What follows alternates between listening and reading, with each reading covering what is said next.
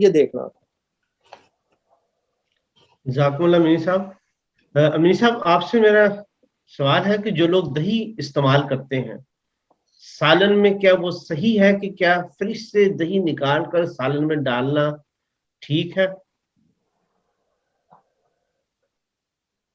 دہی کا استعمال یہ ہے کہ دہی تو پہلے آنا، دہی کا پہلے معلوم ہونا چاہیے کہ دہی ہے کیا چیز، دہی کرتا ہے کیا ہے۔ دہی ایک خمیر ہے، دودھ کا خمیر ہے، یعنی کہ اس کی تاثیر یہ ہے کہ یہ ٹھنڈا اور تر ہوتا ہے۔ اب ایسے لوگ جو بچے ہیں جو یہ پتلے دبلے ہیں، ان کے پانی جسم میں سٹور نہیں ہو پا رہا اور بھاگتے دوڑتے ہیں، ان کو میں دہی ریکمنڈ کرتا ہوں، میٹھا بھی نمکین بھی، جو کیونکہ یہ پانی جسم میں پانی سٹور کرنے میں مدد کرتا ہے۔ اور ایسے افراد جو اپنے وزن کم کرنا چاہتے ہیں اور دہی کا استعمال کرنے ہیں، یہ آئیڈیا درست نہیں ہے کیونکہ یہ گلینڈز کو فلیپی کر دیتا ہے۔ ایسے لوگ جن کو پروسٹیٹ کینسر ہے یا لیکیمیا ہے، ان کو دہی یا دودھ کا استعمال نہیں کرنا چاہیے، یا ٹھنڈا دودھ نہیں استعمال کرنا چاہیے، ملک شیک نہیں استعمال کرنا چاہیے۔ اگر کوئی لوگ روٹین کے ساتھ سالن میں دہی ڈال کر پکا رہے ہیں تو ان کو اپنا دیکھنا ہوگا کہ موسم باہر کون سا ہے۔ اگر بہت زیادہ گرمی پڑ رہی ہے اور آپ گوشت کھانا چاہتے ہیں تو ضرور دہی سالن میں پکائیے۔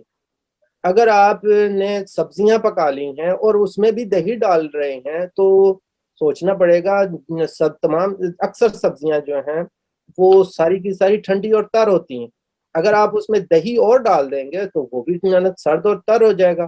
تو جس کی وجہ سے ایسے افراد جو شوقیہ طور پر روزانہ دہی کھاتے ہیں ان کو ڈائبٹیز بھی دہی سے ہو جاتا ہے۔